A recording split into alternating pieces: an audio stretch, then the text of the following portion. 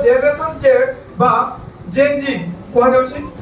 तो किछि दिन तले माने मासे कि 2 मास हबो बेसी दिन हबो नहीं रिसेंटली कोन हितिला हमर जो लद्दाख अछि जम्मू काश्मीर से पाखरे लद्दाख अछि हम जानिछु केंद्र शासित अंचल हिसाब रे गणा होछि।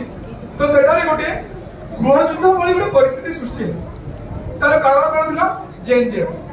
तो से जेन जेड कोन से ताहा होछि हमर जो मोबाइल विशेष करी सोशल मीडिया हमर जो फेसबुक रहला इंस्टाग्राम रहला जहां भी रहला इंटरनेट माध्यम रे किछि जना हमर देश प्रति विपद सौचंती से माने हमर 15 वर्ष रु 20 वर्ष बयसर छोट छोट युवक मानकु बा भाई भणी मानकु से मान टारगेट करछन एवं सही माध्यम रे से माने सही देश रे गृह युद्ध भली परिस्थिति सृष्टि करबा चाहउछंती।